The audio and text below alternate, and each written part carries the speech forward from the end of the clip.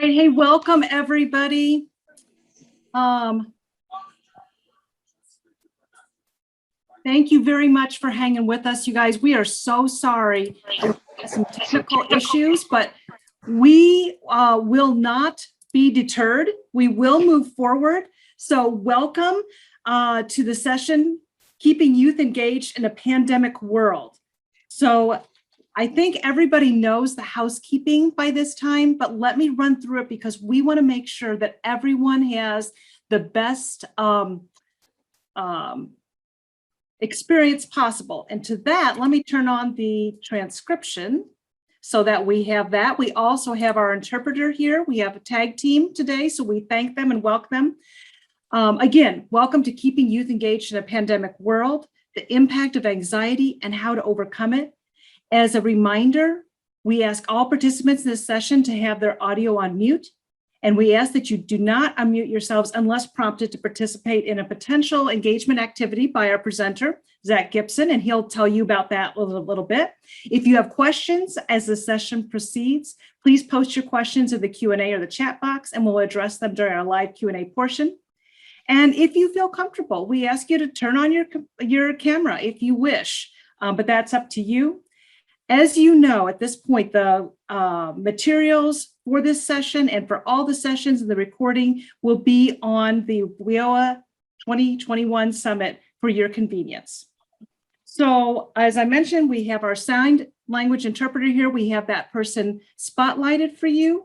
But if you need that information, you may want to pin your interpreter as well.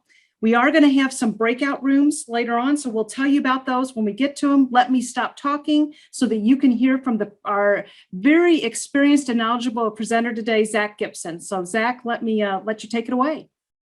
Thank you very much, Sarah. What I'm going to do, I realize there's quite a few of us in this meeting today. I do want to be able to help you get to know one another. My hunch is that you all are familiar with each other at this point at the end of a two-day conference. But I do want to invite you to utilize the chat function. I've seen some of you kind of checking in and saying good afternoon. So as I introduce myself, I'm going to ask you to do the same. I'm going to put a little prompt in the chat. What I'd like you to do is to just intro your name. Let me know your pronouns if that's something that's helpful to you. Also, I'd like to know how you work with young people, just as some examples of what we're doing today. And then if you can think of one activity that you have found this year or engaged in this year that you have found to be restorative or relaxing for you, I want to encourage you to do that. So I'm just going to put that in the chat for you so that you can do that while I give you a little information about myself as we get started. First, I do want to say thank you for your patience. I realize it's the end of a long couple of days, and so technology can always get to us. At the end of the day, it's ready for a break too. It's not just you from attending. So a little bit about me. Like Sarah said, my name is Zach Gibson. I'm a licensed clinical professional counselor. I currently work as a clinical therapist. I'm also a clinical supervisor for interns and other licensed clinicians. Currently working in community mental health, working primarily with youth up to age 25, and also working in private practice. So I've been a clinician about 6 years.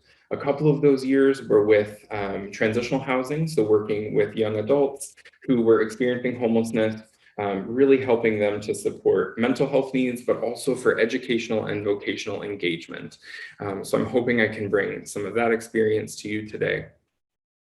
A couple of other just housekeeping things. I know Sarah said you're all familiar with where we're at today, but as I see some intros, I'm going to do a little scrolling here. Okay, so we got some career planning, vocational support, employment specialists. Okay. You're the people I need to be talking to today to share mental health knowledge. So I'm glad you're here. Rehabilitation counselor. Okay. Yeah. So it sounds like we have a really good mix of folks. It sounds like maybe what I'm seeing so far is primarily focused on that employment engagement. And I'm going to encourage you today to take that outside of just how you interact with people there for your work. But I'll let you know what I mean by that later.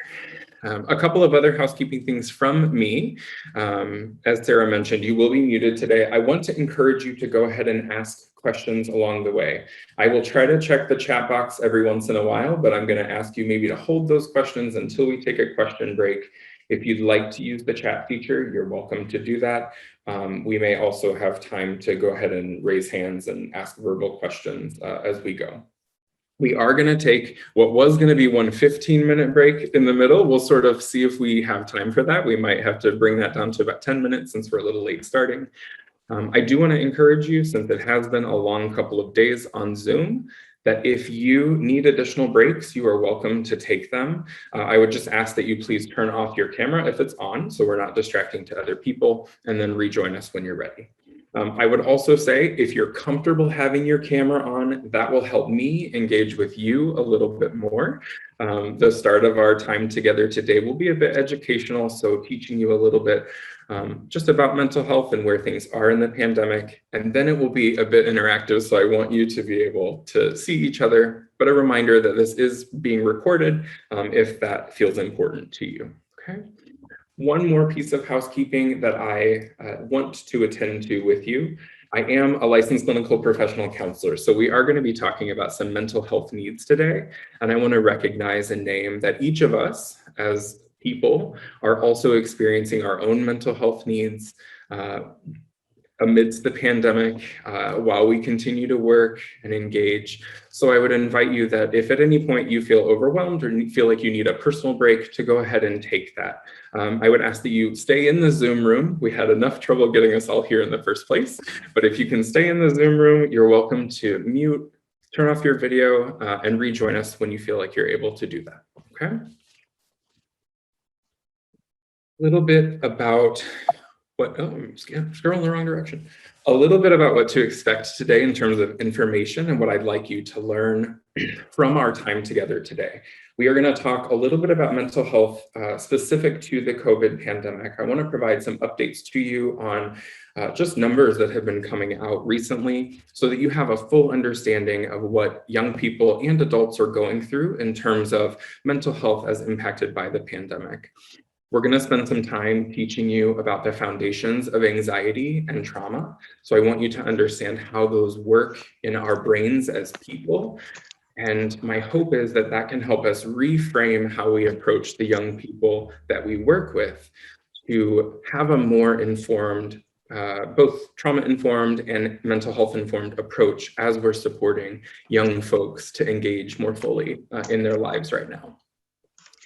Part of our work together today will be to obviously improve some skill building for you. So we're going to work specifically on validation, some problem solving skills, and then talking a little bit about stress management through self-care. And my fourth objective is not one that we're going to address, but I'm hoping that it will happen for you throughout our time together, is to learn a little bit about some introspection. So ways to pay attention to your own responses, your own emotional needs as you work to support the young people in your work life, okay? What I'm gonna do now is I'm gonna have Sarah introduce our first poll for you. We are talking today about the impacts of the COVID-19 pandemic on youth mental health, specifically anxiety and how that's impacting us. I wanna take a second and have you answer this poll because I think it's important that we humanize our experience. We can acknowledge that we as adults are definitely impacted by the pandemic. And as soon as we get to about 80%, this is me requesting your participation throughout the day. As soon as we get to 80%, we'll just kind of take a look at our results. Okay. So far, I'm seeing kind of the answers that I was anticipating. Yeah, I'll share that with you in just a moment.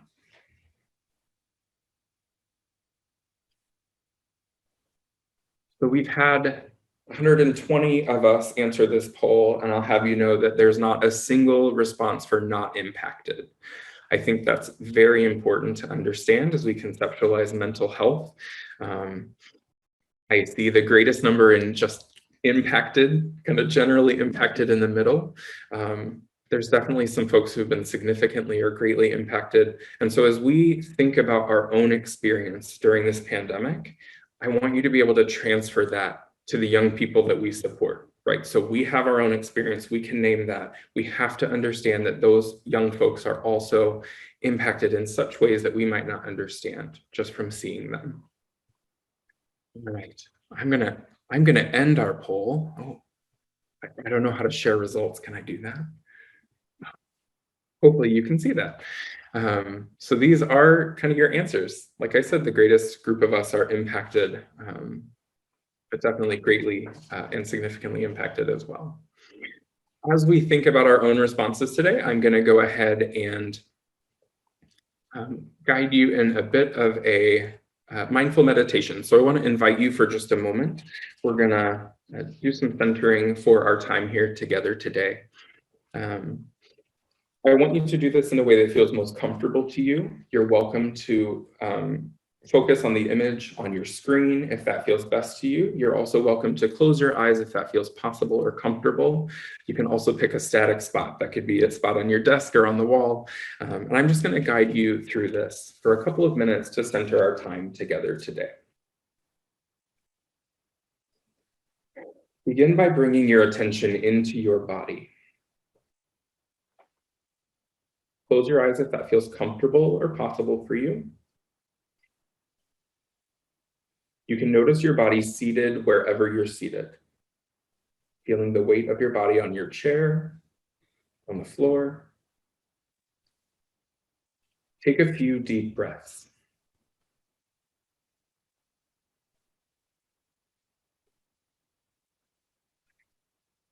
And as you take a deep breath, bring in more oxygen, enlivening your body. As you exhale, have a sense of relaxing more deeply. You can notice your feet on the floor. Notice the sensations of your feet touching the floor, the weight and pressure, vibration, heat. You can notice your legs against the chair, pressure, pulse, heaviness, lightness. Notice your back against the chair. Bring your attention into your stomach area. If your stomach is tense or tight, let it soften. Take a breath. Notice your hands. Are your hands tense or tight? See if you can allow them to soften.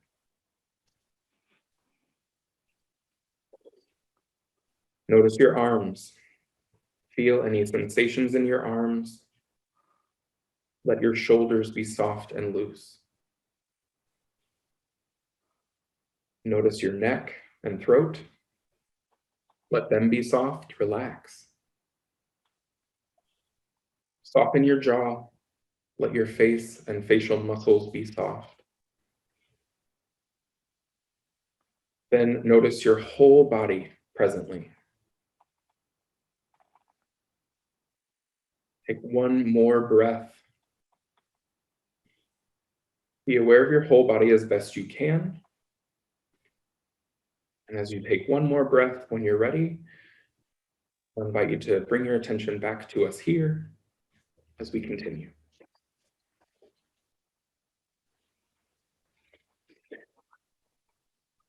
The purpose of a guided meditation like that is really to allow us to focus on the sensations and feelings that we have. That can be a vulnerable act for some people, but I'm going to ask you to do that a couple of times throughout the day because we need to be in tune with ourselves as we support young people moving forward. Okay? So we are here today to definitely talk about the impacts of the COVID-19 pandemic. First, I want to talk a little bit about some of what you've already shared in terms of how you've been impacted. I see a little bit of chatter in the chat box here just about ways that folks have experienced that, whether it's personally or through society. I want to think specifically about the young people that I've been working with that might look very similarly to the folks you've been working with too. And so we're going to just really explore what that kind of looks like for them. So when we think about the pandemic as it's been so far, I think we're going on about 14 months. Someone correct me if that sounds wrong. But we have experienced, and the young people have experienced, a complete disturbance of their routine and familiarity. What I mean by that is everything that we've known before has changed. I realize that you all are adult people, you're in the working world, and you understand that, but I name it for you today because sometimes I think we forget that as we work with young people. It is our job to model for them that we can name what's going on in the world. And so it's important to recognize we may need to name for them that they've lost their routine and their familiarity. What that looks like is folks who are working, their work environment has shifted. Maybe they're required to do a different schedule. They're required to work in different ways with fewer people, with different, kind of customer facing positions, feeling very different. When it comes to education, the young people that I work with, we've gone through different stages. I'm sure you're familiar with, is it remote learning? Is it hybrid learning? Is it all in person? It depends on where you live. And so those changes just happening over time have had a great impact on the consistency of routine for young people. The other thing that they've struggled with is really being able to understand the use of kind of social mitigation tactics, right? So we're asking young people to wear a mask for 6 hours a day when they're at school. We're asking them to, basically behave like adults in terms of their ability to apply a mask and distancing and all of that. We're asking a lot of these young people. And so that is a huge disturbance of how they normally live their lives. One thing that we can all probably acknowledge is the disturbance of our routine and familiarity. The ways that we access our community have changed completely. So that might be, planning things out a bit more than we used to. We don't just run to the store anymore. We have to make sure we have everything with us and that we're getting what we need. And so for young people to not have that flexibility is very important to understand. I think that one of the biggest impacts of COVID for all of us has been that lack of socialization or the feeling of isolation. I'd be curious. I can see some of you, but not all of you. So I'm curious by a raise of hands, has anyone felt isolated, like you haven't seen your colleagues or coworkers in a year? Right? We've been together a little bit, but we've been together mostly virtually and trying to engage in that way. Young people have had virtually no social time. So when it comes to their school routine, they don't have the time before school and don't have the time after school. They have lost that kind of socialization when it comes to middle school, high school, even college is completely different at this point. I've worked with several young people who are in college, and you may be familiar if you're talking with those folks yourself. It's so different to engage in a class when you're isolated alone in your dorm room. And when you go to the dining hall and you can't sit with people to eat. It's very different than what we might have thought of as college experience when we're thinking of that. One other piece of social isolation, I'm smiling because it just makes me think a lot about it. Some families are really struggling because they're isolating together. So when we put that in terms of our young people, they are experiencing the stressors of their parent or caregiver or sibling or anything like that, and they're all stuck at home together.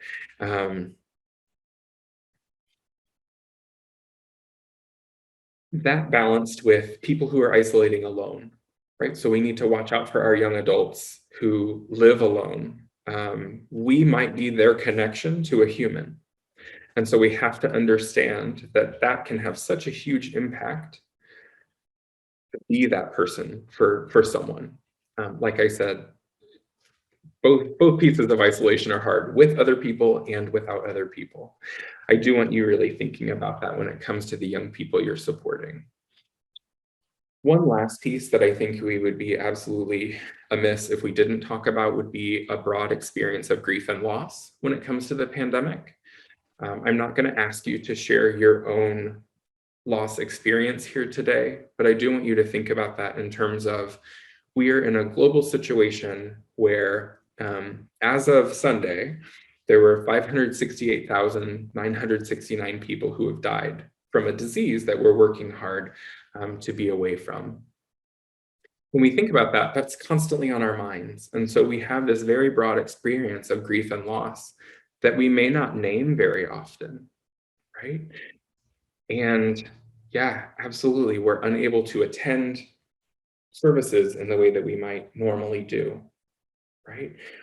We can't attend a wedding. We can't even have a wedding. We can't attend a funeral. We can't go to conferences live for work. We can't access our community. We can't travel or vacation. So we're losing our work-life balance. For young people, I want to think about adolescents specifically. I've talked with a lot of seniors this year, whether it was last March or this March, and they are grieving their senior year. This is not how I thought high school would end. This is not how I thought I would go to college. I'm not having a graduation. I'm not having a prom. I'm taking college tests in completely different ways than I've ever been expected to do. If I'm 15 or 16, what does it look like to get my first job right now, right? I might not have that possibility. We as adult people might say to them like, oh, we want you to have that job, but it feels really different right now. And so that is a loss experience for them. One other loss to think about is you're supporting people who might be pursuing higher education. I've heard this over the last 14 months. Athletes, people who depend on scholarships. What does that look like in a year where you're not playing your sports, right? We've lost, I'm seeing in our chat here, we've lost birthday parties for children. A first birthday is pretty significant. We've had people who are just experiencing this great deal of stress. And I want us to name together that that is all the impact of a pandemic that we did not have any control over. Okay? I feel like that's important just to say out loud. As we think about all those different impacts, obviously that can impact mental health. And so I want to give you some statistics on youth mental health as well as adult, just so you can understand how this is happening for people. If you've not had your own experiences with that, I'm going to ask you to pay special attention right now so that you can understand how that's impacting some of the young people you serve. So there's information that I want to provide to you from the CDC specifically, just looking to them as the government organization that is providing us the most statistics about mental health and pandemic-related changes that have happened for that.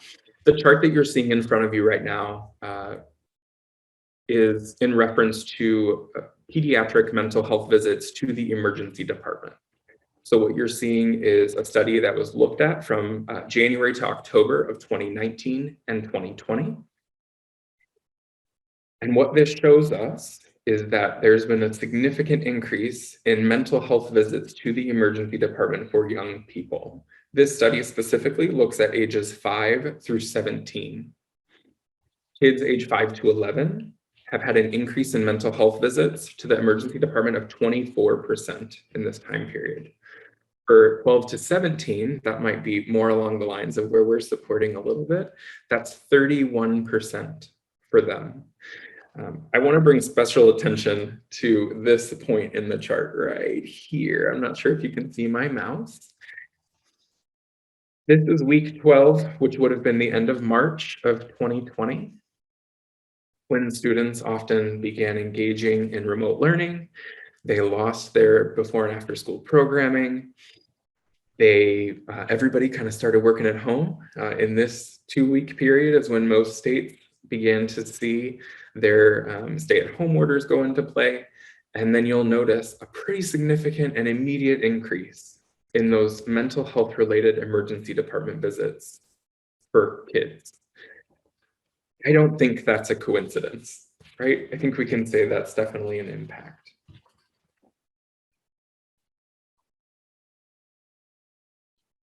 One thing to note from this study, I'm not going to make you read it, but emergency department visits overall were down, which means even with fewer visits, there were more and more of them for mental health for young people. We're going to talk a little bit about adults. This will be anybody 18 and up. So this information also comes from the CDC. This was published in June of 2020. So this is only 3.5 months into the pandemic. And what this tells us is that even by that time, 3.5 months in, 40% of US adults were impacted with either mental health symptoms or increasing substance use or concerns for suicidality. The reason it's important for us to think about this is that it doesn't matter how long that went on, it's just that it's increasing. One thing that I do want to conceptualize with you, I've seen some folks, again, typing in the chat about their own experiences. The two things you see on the right-hand side of your screen, the increased or started substance use and the serious consideration of suicidality or suicide ideation. I think those two things can't be looked at independently. They are symptoms and related to the trauma-related disorders and anxiety and depression that you see on the other side of your screen. But that is still a significant increase for adults. All of this to say, yes, the pandemic has had impacts on our mental health for each of us, but also for the young people that we support, our colleagues, the people who live with the young people we support. And I want us to understand what the risk factors are and how we can understand also resiliency when it comes to mental health. I did a little bit of digging for some increased risk factors, mostly one of them. Risk factors don't mean that we're going to have a significant increase in concern for mental health specific to the pandemic. It just means that we're predisposed to potentially have those concerns. Think about the idea of we can have heredity for certain conditions, but without the right environmental conditions, we might be able to avoid that concern. For folks that have pre-existing mental health conditions, obviously the pandemic has been much more challenging for them, not only in terms of isolation, but also with access to services. So you may work with young people who had previously been seeing a therapist in person, being able to have regular visits with their psychiatrist or general physician for medication, maybe even attending support groups or things like AA or NA. And all of a sudden this year, all of those things have shifted, right? They're all virtual. And I think you can probably relate with me to say, like, if I need to do one more virtual thing, I don't know if I can take it. And so if we ask young people to engage in virtual supports, that's really tough for them. So folks with pre-existing mental health conditions can absolutely be struggling as an increased risk factor right now. Childhood temperament. I'm just going to talk about this one really quick. There was a longitudinal study that was done. Kids that were surveyed at age 2 and 3, and then they were surveyed at age 18. So anywhere from 17 and 6 months to 18 and 6 months during the pandemic. And it was found that kids who had a certain temperament in childhood are more impacted with anxiety and depression during the pandemic. My mind was blown by that fact, because what that really means is we have this ingrained, intrinsic childhood temperament that's just part of who we are. It's a risk factor for us to experience anxiety and depression right now because of the environmental circumstances that we're in. I'll say that one more time. Something that we have no control over can impact our anxiety and depression during a pandemic right now.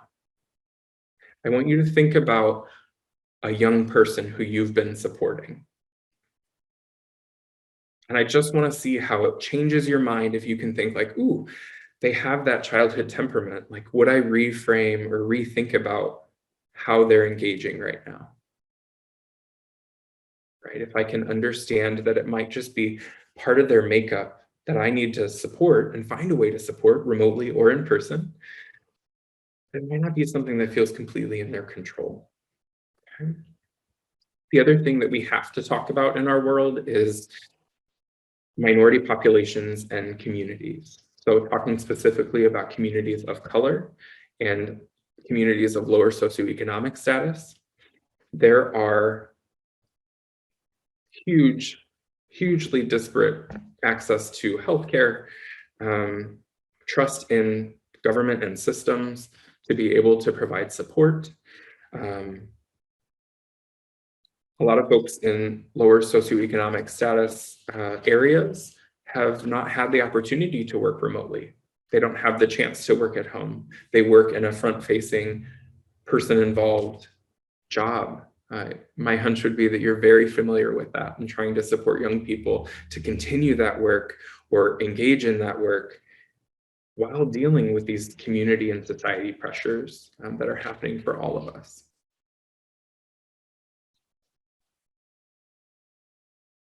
I want to switch and talk about resilience for a second. I'm not sure what the word resilience means to you, but what it means to me is having an internal strength to get through a situation that feels immensely difficult. And there's some factors that can increase our ability to be resilient. Some of that is being part of a supportive family or peer system, which again, we talked about with isolation can be really challenging right now. For young people specifically, it is shown that when they have a supportive other adult, meaning not a parent, not a grandparent, just another adult, that can be a teacher, that can be a job coach, that can be a therapist, that can be whoever it is, a young person who has that other supportive adult is more likely to develop resiliency in the face of adversity. Now, that doesn't mean we're asking the young person to just deal or just handle the situation, but it means that they're more likely to be resilient and have that strength when they need it. Folks who have already established coping abilities, so especially for emotion regulation and distress tolerance, I think we can all agree that the last year has been pretty distressing at different times, whether that's personally or professionally.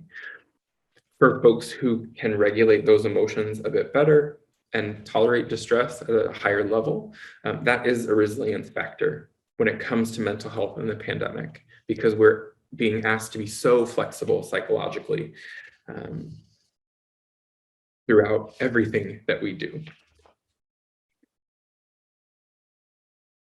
I want to take a pause just for a second, and I'm going to invite, if there are any questions, you're welcome to pop them into the chat. I'm just reading a little bit about your experiences here. I'm trying to follow along with you, but want to just check and see if there's any quick questions about the mental health impacts of the pandemic before we move on to talk specifically about anxiety and trauma.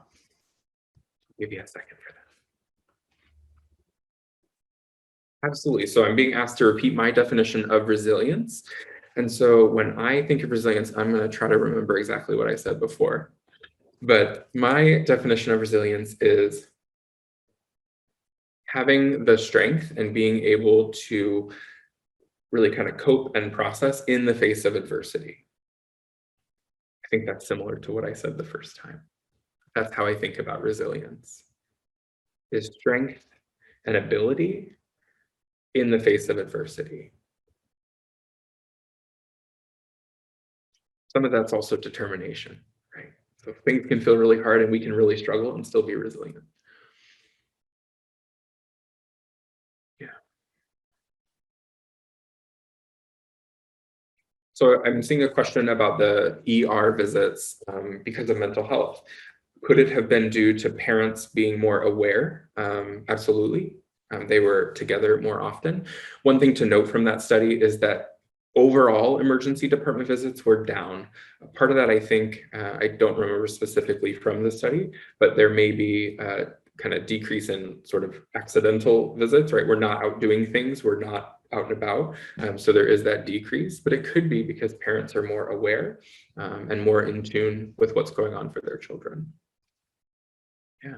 Somebody shared that positive of having a Zoom meeting with family once a month. Absolutely, that's one way to fight that social isolation. Okay. So what we're going to do, we are going to move on, and I'm going to talk specifically about anxiety. So we've talked a little bit about mental health in general for the pandemic, but I want to teach you about the mechanisms of anxiety, what it looks like in young people and adults, specifically how it happens for us, how it works in your brain. I'm going to teach you a model that you can use to actually talk to young people about their experience so you can help them understand their world a little bit better. So when I say anxiety, obviously that diagnosis comes out of the big Diagnostic and Statistical Manual, DSM-5, by the American Psychiatric Association. That set of symptoms include cognitive symptoms, emotional symptoms, physiological symptoms, and behavioral symptoms. So we're going to work today to understand the first three so we can impact the last one. Okay, that's how I want you to think about it. We're understanding the first three so we can impact the behavior. So when we think about cognitive symptoms of anxiety, you'll see excessive worry. You'll see catastrophic thinking. What we hear from other people is we hear, but what if, right? You probably work with lots of young people and they're like, oh, but what if this happens? That's an anxious thought. Or what if someone thinks this about me? Or what if this happens? Usually that's negative. We almost never predict things positively when it comes to anxiety. And sometimes that's really small thoughts that can turn into a really, really big worry. One other piece that I want you to think about when it comes to the cognitive aspect of anxiety. I'm going to share a thought with you, and then we're going to process it a little bit together. One thought is, what if I go to work and get sick and die? We may have heard that from young people who are supporting to try to work in our current climate. And as we hear that as adults, we hear that like there's a grain of truth to that. But we also realize that that thought is a worry that is kind of much larger. We know that it's not likely to happen. Some of that could also be, I can't go to class, I can't go to school, I can't engage with you and program whatever it is, or I'll get sick, or I'll bring something home to someone else that I live with that I care about, right? It's very natural to feel anxious about these things. A lot of those cognitions that we have are distorted. It's very natural as humans to have distorted thought. It's especially difficult with pandemic-related anxiety because sometimes there's truth, but parts of those thoughts are irrational, okay? I want to think about the emotional piece. I don't know about the rest of you, but I find myself having a range of emotions throughout the day, depending on what's going on right at work. I'm just noticing the chat, that fear of COVID or that fear of getting sick. And we're going to work on those skills today so that you can support them as best you can to get them engaged. So the emotional piece. When it comes to anxiety, we think about emotions like dread, panic, nervousness, overwhelm, fear. Oftentimes, you'll hear it described as like it comes out of nowhere, feels like it's with us all the time. There's a piece of this emotional aspect that I want you to understand, and that's something called depersonalization or derealization. Those are two terms that really speak to our experience in the world. So depersonalization is, I feel like I'm watching my world in third person. So I almost feel like I'm watching my life in a movie. When we become extremely overwhelmed for a great length of time, that can happen. So I feel like I'm outside my body watching myself. The other thing to think about is derealization. So I'm going through the world and thinking like, is this really happening? Is everything real around me? One really important thing to understand about pandemic-related anxiety is that everything around us is kind of different than what we've known before. And so it makes sense that we might feel like, okay, what's happening? When is this going to change? What's going to happen? So that's depersonalization and derealization that can be symptoms of anxiety, but don't have to be present for that. I want to think about the physiological symptoms, right? Has anybody felt an increased heartbeat, difficulty breathing, feeling your muscles get tense anytime you felt fearful or scared?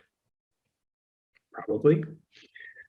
Those physiological symptoms are the ones that we know about. So like, we don't have to be a mental health clinician to know like, oh, my body reacts when I feel scared or when I feel anxious. These are the ones that most often are happening after our cognitions and our emotions. So I want you to understand that process. We first have thoughts and feelings, and then our body reacts. It feels the other way around, but I promise it's not. So your young people might report to you like, "Whew, like, oh, I'm sick, my stomach hurts, I can't come in." Okay, are we nervous about it? Could be. Or, "Ooh, like I feel really lightheaded a lot when I'm like get ready to go to work." Yeah, right? Maybe I feel like I'm going to burst into tears at any moment, or I feel like I'm really angry and I'm going to explode. These are all potential physiological symptoms of anxiety that's happening. And so everyone's having a heightened experience of that right now. So just keep that on your radar when you're working with people who are maybe presenting in front of you with like lack of engagement, not wanting to do things, and we'll sort of talk a little bit more about that later, how to reframe that on your side. Now we're getting to behavior. So the behavioral aspects of anxiety, again, we can be very familiar with this, but some folks experience things like repetitive or compulsive behavior in response to anxiety. That's not a requirement. A lot of people experience sleep disturbance. So they either have a really hard time falling asleep or they wake up in the night, right? They might not be having a bad dream, but they wake up anyway. I, I don't know about for you, but for me, when I have a terrible night's sleep, I am not pleasant to be around, and I don't want to go and engage with the world. So as we think about that, if someone's anxious and has sleep disturbance, they're going to struggle to engage with school, with work. We need to know that that's something happening for them. The biggest behavior that we're going to look at today is avoidance. I see some chatter in the chat over here about like people not wanting to come in or feeling anxious because they can't come in. I want you to reframe that not as we're refusing, but we are avoiding, right? And so if we can think about refusal as avoidance, avoidance has a function, it keeps us safe, whereas refusal feels more like I don't want to be there. Obstinate might be a good word for that. So avoidance is different than refusal. Okay. And that's the behavior that we want to address today. Thinking about anxiety, I can promise you for certain that every person attending our session today has experienced anxiety at some level at some point in their life, right? Anxiety is a normal response. It's wired into us as humans. It happens for things like when we take a test, when we go to a job interview, when we do performance, if that's something we do, when we give presentations in person or by Zoom, right? It's natural to feel anxious. If you didn't do that, how would you stay safe? How would you stay alert? How would you stay aware? Not all anxiety is pathologized. So not every person that you're working with who's experiencing anxiety because of the pandemic is going to qualify for some kind of mental health diagnosis. That doesn't mean that they're not struggling in some way, okay? But what it means is they might not meet full criteria for an anxiety disorder diagnosis. It's important to understand that even heightened levels of anxiety can still be difficult and challenging for people, even if it's not diagnosable or pathologized in that way. I'm going to say this one to you twice. Anxiety is something that happens. It's not who you are or who the young people are that you work with. Right? So anxiety is something that happens. It's not who you are. That is so important to remember because being anxious is not indicative of your capabilities or your strengths. You can be a very strong and very capable person and still be very anxious to the point where you can't do something or where you feel inhibited to do something. So I want you to reframe for yourselves that someone has anxiety happening for them rather than it being who they are. When I work with young people, they'll come into my office and they'll say like, "Oh, I'm anxious." And I'll say, "Yes, you feel anxious," right? It's just the language that we use with them. It's not, "I'm an anxious person." Like, I experience anxiety. Yeah, you do. And it gives that person some more ownership and almost power in their life when we can conceptualize mental health as something that happens for someone rather than who they are. One other thing to think about for anxiety is that it is a completely adaptive response, right? So if you didn't have anxiety, you wouldn't be alive and well. Our brains work very hard to keep us safe. And sometimes they might overreact just a little bit, or they're responding to something that's not a real threat. And that's anxiety. Anxiety is, I think something's a threat, but really it's not. When it comes to the pandemic, again, we've got to weigh that out. Sometimes it's rational, sometimes it's not. But I want you to know that anxiety is that natural adaptive reaction. I see a question in the chat. Is anxiety a natural reaction or a fear? Anxiety, as we experience it, cognitions, emotions, physiological symptoms, and behaviors, is an adaptive natural response. When I feel threatened, I experience anxiety or anxiousness. So you can almost use them interchangeably, fear and anxiety in that kind of situation. We're going to do an activity in just a little bit about that fear response, and I'm going to have you work together a little bit so we can conceptualize what those different responses can look like among our young people. So I appreciate that question. Okay, so we are going to learn a little bit about adolescent brain development. I don't know if you've learned this model before, so I want to encourage you. Again, anybody on video, you're welcome to participate with me. I want you all to participate at home, so just know that if you're not, I can feel it. So I'm going to teach you the brain-hand model, which is a way that we can conceptualize understanding brain development so that I want you to be able to share this with your young people so they can understand their experience, okay? So I'm gonna ask you to hold your hand up. I'm gonna shift around a little bit. So hold your hand up in front of your face. I'm gonna ask you to go ahead and face your palm toward you. I'm gonna do mine the other way so you can see. But so, okay, ready? This is your central nervous system. Say hello. Okay. So when we're looking at our brains, we have right here between our wrist and the bottom of our thumb, this portion of our hand is our primitive brain. Okay, so primitive brain, meaning basic functions, involuntary actions. So this is our heartbeat and our hormone secretion and our breathing and all the stuff that keeps our body alive. Okay, now we're going to take that thumb, we're going to keep these fingers pushed together up here. Okay, thank you for the people on camera. I'm being able to monitor you. I appreciate that. Now we're going to take that thumb and we're going to tuck it right here in the middle. Okay. And this is going to be our limbic system. So our limbic system in our brain is comprised of our amygdala and our hypothalamus and our hippocampus, which are all just really big words to say this is where our brain stores emotion. This is where we experience trauma if it's happened to us. This is where lots of our memories are made, but it's mostly the emotional center of our brain. So I'm going to ask you to take these 4 fingers and just fold them over that thumb as tight as you can. And then if you're looking at your hand, you see your brain, right? There's your brain in front of you. So this outer part, including your fingers, is your cerebral cortex. So what this is the part of your brain that helps you with thinking and imagination and problem solving and time management and emotion regulation and all of those different pieces. Okay, so quick review. Ready? Primitive brain, body functions. Emotional center of our brain, limbic system, is the emotional center of our brain, all of our emotions. And our cerebral cortex is how we problem solve and think, higher levels of thinking. When we think about this brain model from a psychologist, Dan Siegel, with adolescent development, this is in general, could be anger, anxiety, any of that, but specifically pandemic anxiety for young people.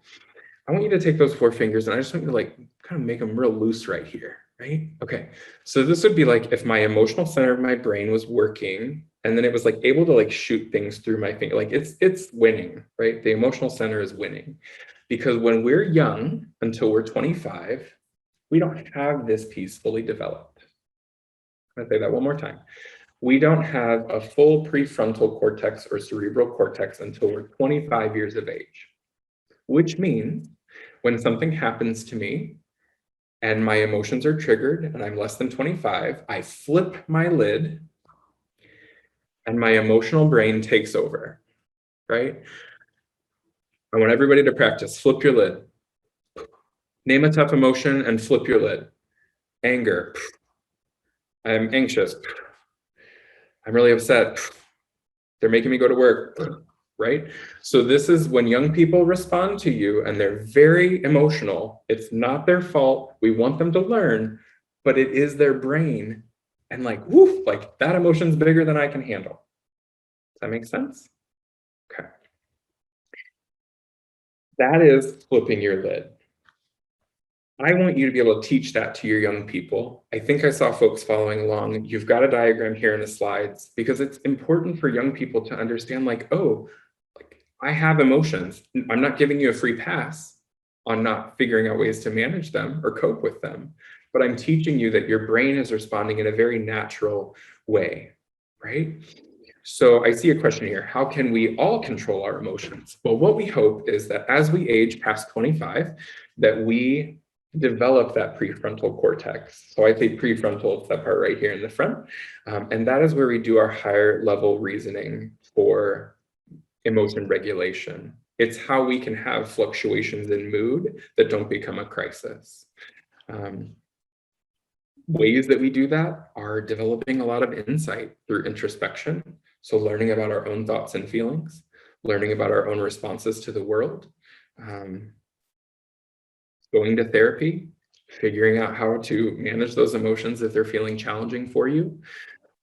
Some of the skills we're going to work on today are going to be for you to support young people, working with them when they experience emotion with you. But I'm hopeful that that can also be helpful to some of you as well, to bring into your own lives, not just at work. Okay, we're going to do a quick review, and then we're going into breakout rooms. So again, anxiety happens because we experience a stimulus or stressor. Our limbic system is activated, our emotional brain takes over, and then we experience those cognitive, emotional, behavioral, physiological responses. We flip our lid, right? One important piece when it comes to the pandemic is that the stimulus or stressor can be internal or external. So an external stressor right now is I go to work and I'm exposed to potential COVID-19. That's an external stressor, right? So I'm gonna have some kind of response to that. An internal stressor, I think about something, I have a cognition that is telling me I'm unsafe in some way. Let's make it not related to the pandemic, because that's a tough one. It can be thoughts or stressors, like external stressors. I see a question here. Do we help young people understand emotional intelligence to help them work through emotions? Absolutely. So a piece of that is learning to name your emotions, right? So in my line of work, we have a saying that's name it to tame it. So if you can name all of your emotions, you can better understand your experience. So if I'm really angry, but I don't know that I'm angry, that's not helpful to me. Does that help answer your question a little bit, Miley? All right. So we're back to this idea of a natural adaptive response. So we're talking about our fight, flight, or freeze response. Oftentimes when you're working with young people, when I'm working with young people, we're seeing them because they're having a fight, flight, or freeze response. We're trying to figure out what's going on. We're trying to get them engaged around that response. And we have to understand that that response, fight, flight, or freeze, is completely evolutionary. And again, a very adaptive response. I'm going to show you a picture real quick. Right? So the idea is we've developed through evolution to do what it takes for us to be alive. That's how our brains work. And so I don't know about you, but I'm going to probably flee in this situation. Just my natural instinct, maybe. So going back just a second. Our fight response we might see as aggression. Now I'm going to use that word very loosely. Aggression doesn't mean fighting. Aggression can mean yelling. Aggression can mean pushing away. Aggression can mean the combo response. I don't want to do that. You can't make me do that. and then I leave. That's a flight response.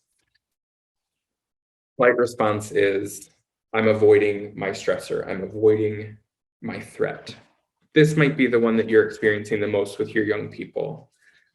If I feel threatened by work, I don't want to go there, right? I'm avoiding.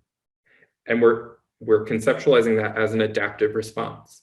We're gonna try to find ways to help them with it, but we understand where it comes from, okay? And then, excuse me, our freeze response is literally that. When we experience something that's so threatening, we are paralyzed. We don't know what to do. We are frozen. We experience a state of shock. That also comes from our limbic system, right? Oftentimes when people experience trauma, which we'll talk briefly about trauma in a little while, that's what happens, right? I'm in a traumatic experience and I don't do anything. It's not that I don't choose to do it, it's that I can't. I'm frozen. So we have our fight, flight, or freeze response. Here we go. Back to that. You'll remember. So what we are going to do now is we are going to split off into some breakout rooms.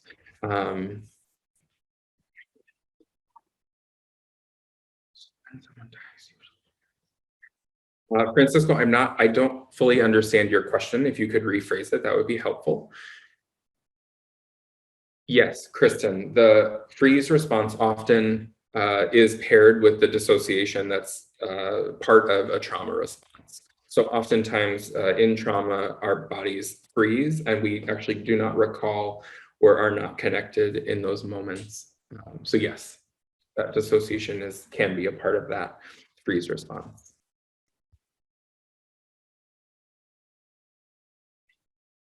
So we're going to go ahead and break out into some breakout rooms. Sarah, I think you've already got this set up for me. Is that right? So can I just verify with you, Zach, how many people you'd like in a room? Yeah, I think, I don't even know how many participants we have today. Let's do 6 people in a room. Okay, we're going to break out just for about 10 minutes. We're going to come back, answer any other questions, and then we are going to take a break. So this will be kind of after we do this, we'll work on our break.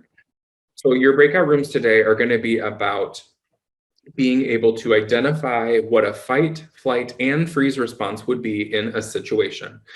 What I'm going to do is put 2 scenarios into our chat box here. One is labeled odd, one is labeled even. I promise for the people in an odd group, I am not calling you odd. It is just based on the number of your breakout group. But I want you to take those scenarios and I want you to figure out, working together, what would be a fight response? What would be a flight response? What is a freeze response? And I just want you to be able to kind of conceptualize that together. If you don't connect with that scenario, feel free to come up with your own, of one that connects a little bit more with you and the work that you're doing. So the ones that I've come up with are a little bit based on more vocation situations. Give me 1 second. And Zach, could I just verify how long do you want them in the rooms? Yeah, so we're going to be in breakout rooms just for about 10 minutes. Okay. And what I'm going to do is I will try, oh, that didn't work. I will try to pop into some rooms in case folks are needing some guidance or some help. But you can take to your chat box real quick before we go into breakout rooms. Maybe just look at that odd and even scenario depending on the number of the room that you see pop up on your screen. Okay. And I will see you all back in roughly 10 minutes. If you are needing accommodation through interpretation, I want to invite you to go ahead and stay in the main room, and then we will make sure that you're assigned to a breakout room with an interpreter to help you with that. Yeah, so Zach, just to verify, to make sure that everybody gets the choice and they can be completely comfortable. If you, what you'll do is you'll be assigned, just say no, you do not want to go to a room, and that will keep you in this room. And anyone who goes to a room, if you, for any reason, you have the option to come back to this room. Everybody has that kind of control. So, okay, we'll open the rooms. Okay, thank you.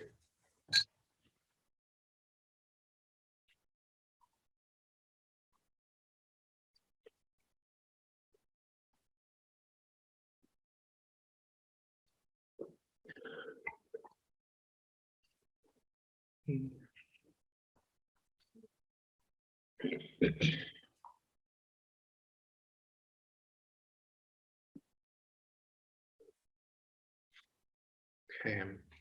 I'm looking at room numbers. It looks like everyone's assigned. Is that right? So are we odd or even? I mean, we pick. It doesn't look like though, I'm trying to see, okay, we have Donna here in our room. There's a lot more people in this room. Okay, so if you would just verify if you're in this room, do you want to stay in this room? And this can be another group. This can just be the group. And that way we can probably be the simplest to just keep the interpreters in the room, and anybody who wants to be with the interpreter, stay here. And anybody else who wants to be here can be here as well and just be part of this group. Absolutely. If anybody doesn't want to do that, please let me know and I'll be happy to assign you to a room.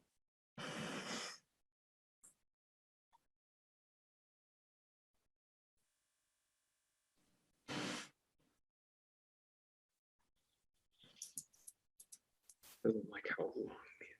I think they're all leaving at some point in time here.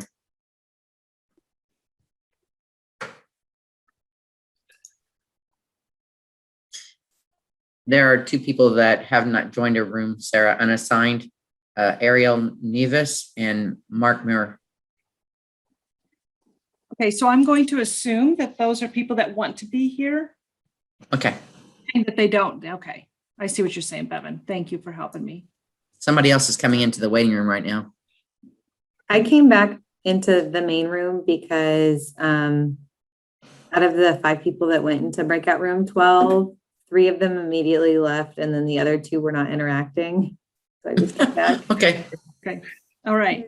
we'll take I you came here. back into the main room because, Yeah. I had 3 people in my room and I asked a question about which one it was, and then they both left. So I was talking to myself, which I did for a couple of seconds, and it was great. Did you answer yourself, Kurt? I learned a lot from myself. Okay, then. So anybody who's in this room, I'm going to encourage you to work on do the odd scenario. Not that you're odd, but do the odd scenario. Work together for that. Which was the odd scenario? Maybe I'll stay here and brainstorm. with It's you. in How the about that? chat. It's in the chat, Kurt. It's in chat. So the odd scenario is Jenny, a 17-year-old, is working at a grocery store and provides direction for social distancing to a customer who then attempts to shove Jenny and threatens to speak with a supervisor because of the interaction. So I want you to think about fight, flight, and freeze responses that might happen for 17-year-old Jenny. You know, I don't know about anybody else, but I actually have seen this and witnessed this in a grocery store. So, You want the person shoving the store worker, were you? no, I was not. I was like, really? Seriously? They're only doing their job. So are we supposed to be Jenny or are we supposed to be the person? So what would be the fight, flight, and freeze response from Jenny? Okay, Or- from Jenny? Jenny's Jen- gonna push back. She wants Yeah. to get upset and she wants to retaliate or speak up. I think speaking up is not necessarily fighting, but I think it's holding your own. Don't you think so? I In think this it depends- situation? Yeah, I think it would depend if you can rationalize it. Like, I'm not gonna accept this. You can't treat me like this rationally. But I think if you like fly off the handle and you're like, I'm tired of this effing minimum wage job, and you flip then I think that's kind of flipping your lid. Well, then, and the issue about the flight, I don't know, because that person is put there to make sure that people coming in put their masks on. You know what I'm saying? So they really can't go away because then other people that come in that don't have a mask, there's no one there.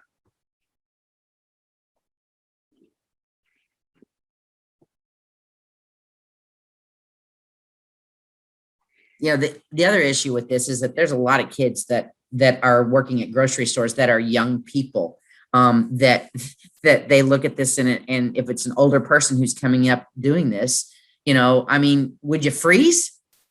you know? Y'all, this is audience participation. I mean, I It's think like listening to your voice. Go ahead, Angelina. I think what freezing might look like is just not only not doing anything, but not doing anything productive to either stop or solve the situation. I don't know. I think I might flight right off to get my own supervisor and have my supervisor come back, whether the person wants to deal with the supervisor or not. You know what I'm saying? Bev, I don't know if that's the reaction I'd think out of you. Yeah, I think mine we've been on would be enough to calls I can fight. say that. Mine would be to sit there and go, this is my friggin' job. You know, what do you want me to do? Then you don't have to be a patron of our store, sir. That's right. Comment. Go ahead, Kim. I've got a comment. This is Kim. Mhm. Go ahead, Kim. Whoops, I lost Kim. Where's Kim? Just a sec, I lost her. We can see her. We can see her. I can't understand. Okay, so can you start again? Because you went up. Go ahead. Yep. Okay, so as for young people, the authority issues come into play. For example, someone who gets in their face and yells at them, that might freak them out. You know, they might feel like, oh, they have authority because they're older than me, and they might freeze and not say anything at all. Very true. Very true, Kim. As opposed to someone who's 62 like me that would just get right back up in their face.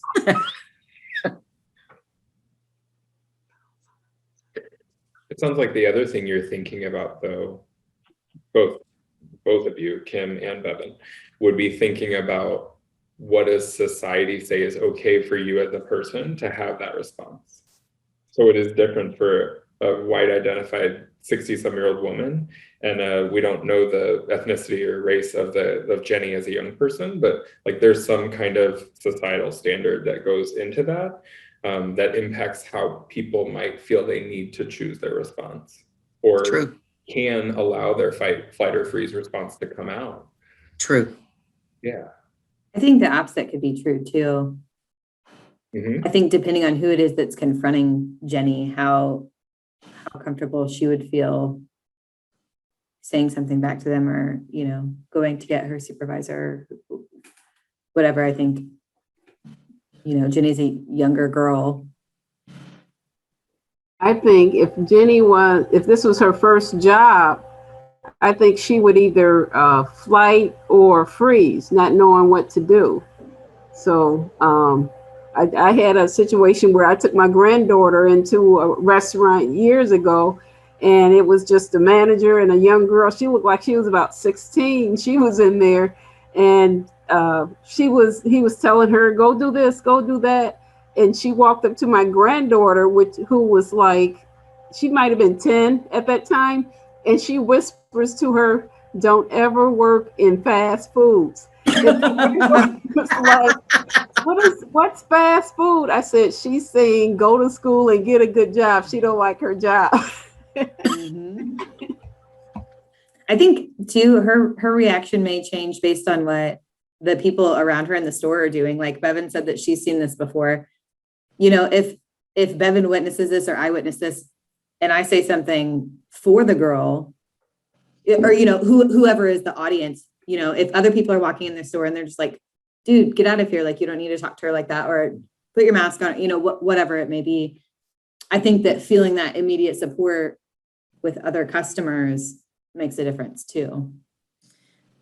Kind of the Yeah, bystander.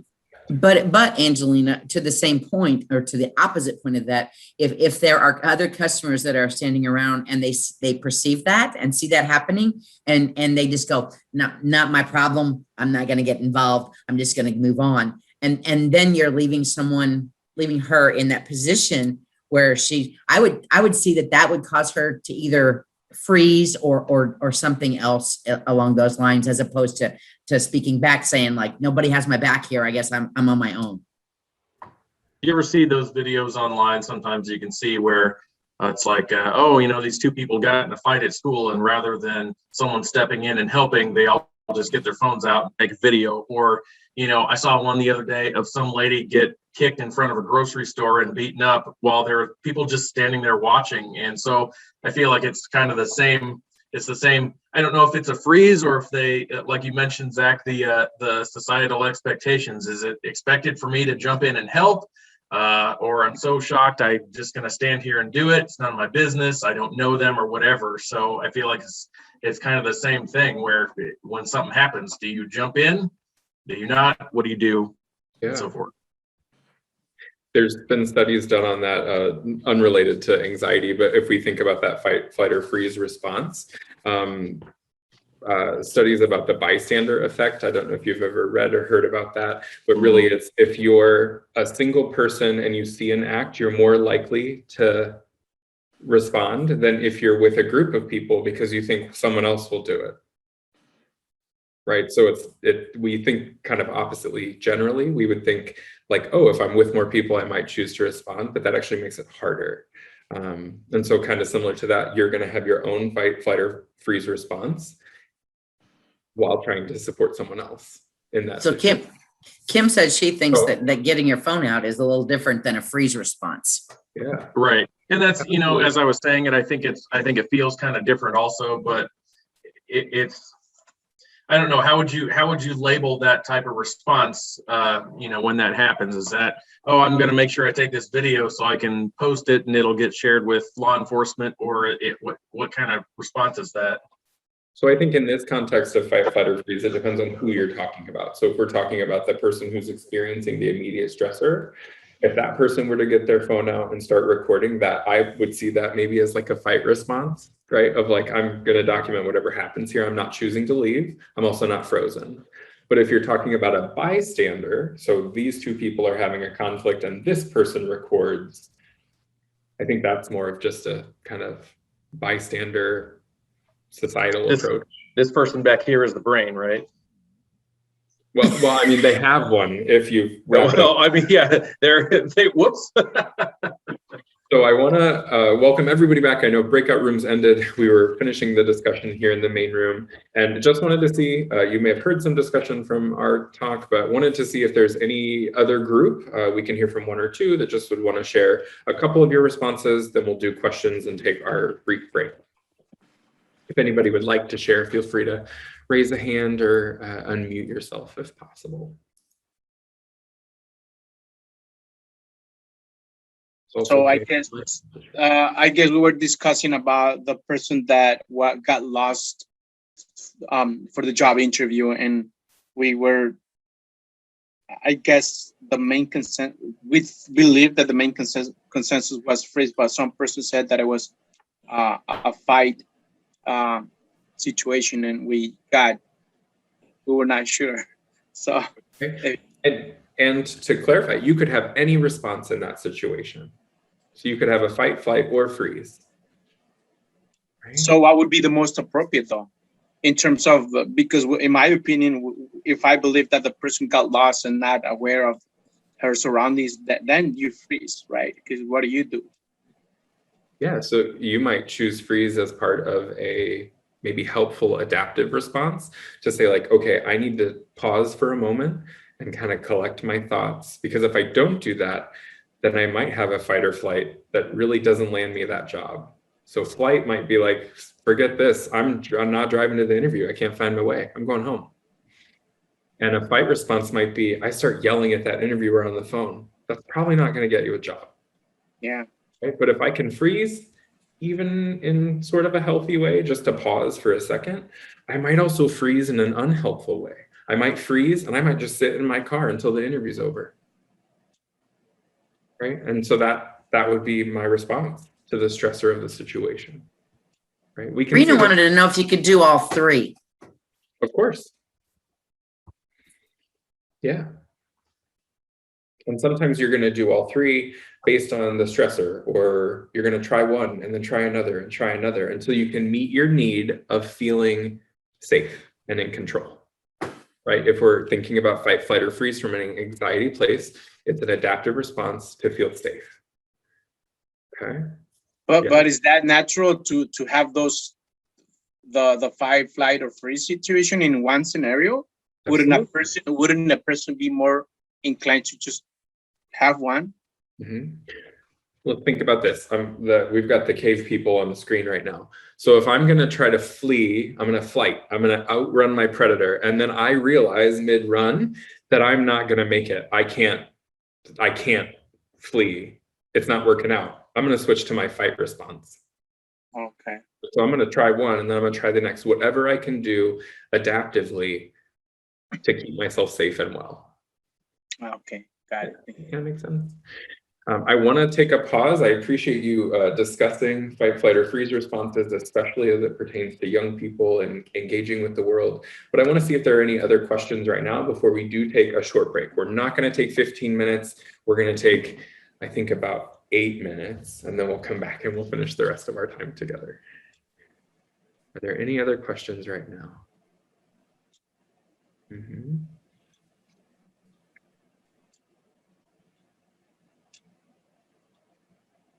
So I do see a question about techniques used to teach individuals to pause and think about consequences before fighting. Just back to what we were talking about, what you're talking about is how do we strengthen the skills in this prefrontal cortex to keep from our emotional brain. Things that we really try to think through, specifically for young people. I do a lot of work around consequential thinking. So really just working with them one-on-one and being like, okay, if this happened, and you chose that, what would the consequences be? So there's an activity that I like to do with folks where, let's say it's going to be a fight response, and I might ask them, okay, what's the situation? I need to confront a teacher about something that's happening in class that doesn't feel okay. And I want to talk them through what are all the possibilities. So oftentimes young people will try to brainstorm ideas that they think you want to hear, right? So they'll be like, oh, well, I could talk to them this way, or I could send them an email, or I could, slip them a note after class. And I'll encourage them to say or I could walk up to them in the middle of the class and I could start yelling at them and pounding on the table and da-da-da-da. It's an option. It's not the one you're wanting them to choose, but it is an option. So I try to encourage them to really brainstorm what are all the different options. And then we look at what are the pros and cons, what are the consequences of those actions. And so I like that comment, any scenario for toddlers. Toddlers are hard because they are super reactive, right? They don't have this part of their brain yet, so they're controlled by their emotions. One thing we can do with really young kiddos is to help them understand their emotions, right? So we can strategize with them to be able to say, I'm angry, right? Saying I'm angry is different than throwing a toy.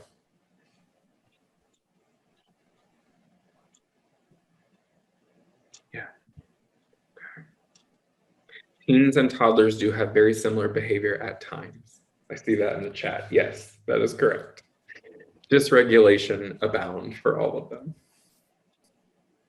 Okay, so what we are going to do right now, if there are no other questions for now, we're going to take a break. My watch says it is 2:29. So we are going to come back at, I think, just 2:37.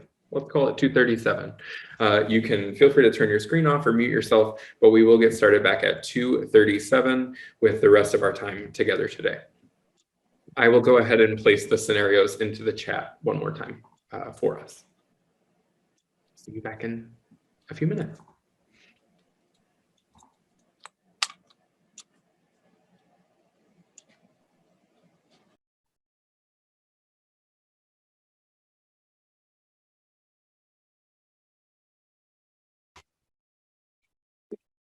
Okay, we're going to give them, I think I said 37. So we'll give them 2 more minutes, or a minute and a half.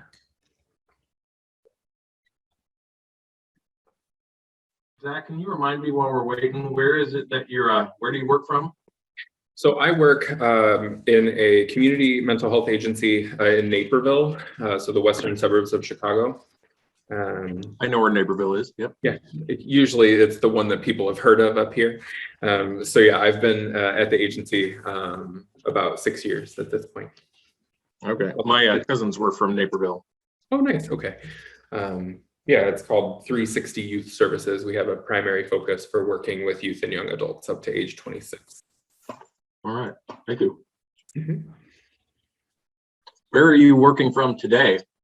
Today I'm working from home. So this is my home. I like that room. Thank you. It's a very soothing blue. That's what I've been told. Yeah, that's what I was thinking. It looks very cozy and calm in there. Yeah, works out pretty well.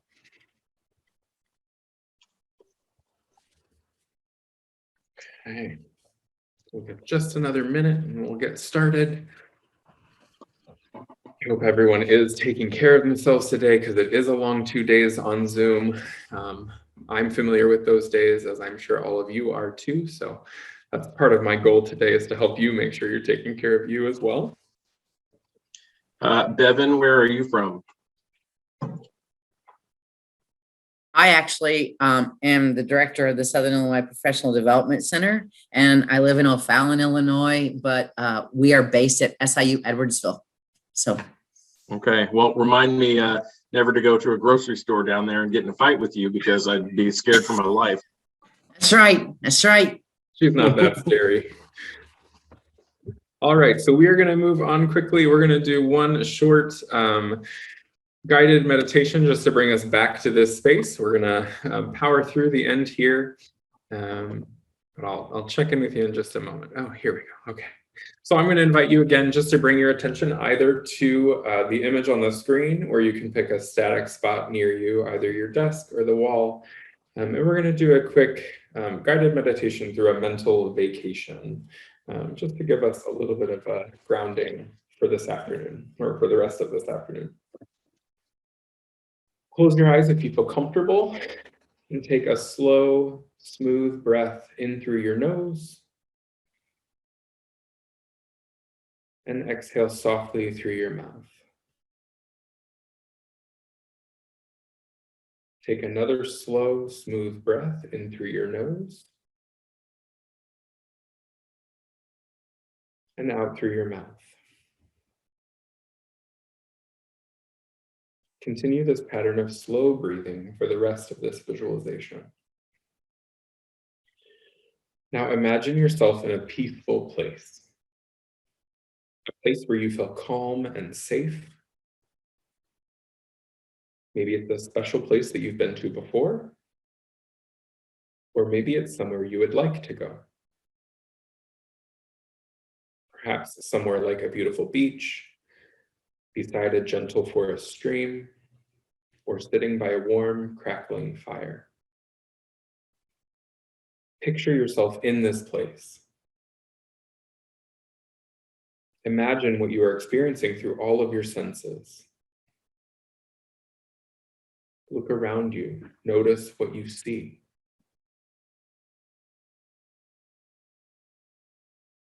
Notice what you hear.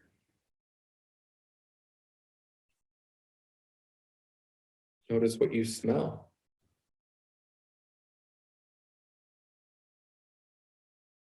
Notice what you feel under your feet, on your skin.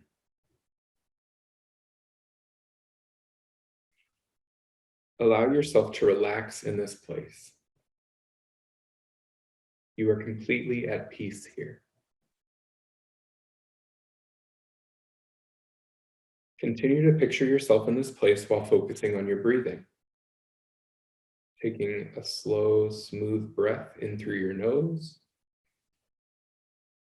and exhaling slowly through your mouth.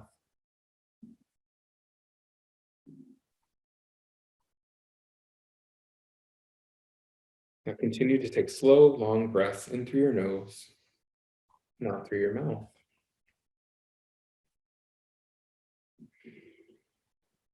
It may take time to learn how to let go of tension and relax your body, but you can come back to this place as often as you like. If you notice any tension in your body, notice it. And when you're ready, gently open your eyes or bring your attention back to our room. Okay. a little more grounded for the rest of our talk together today.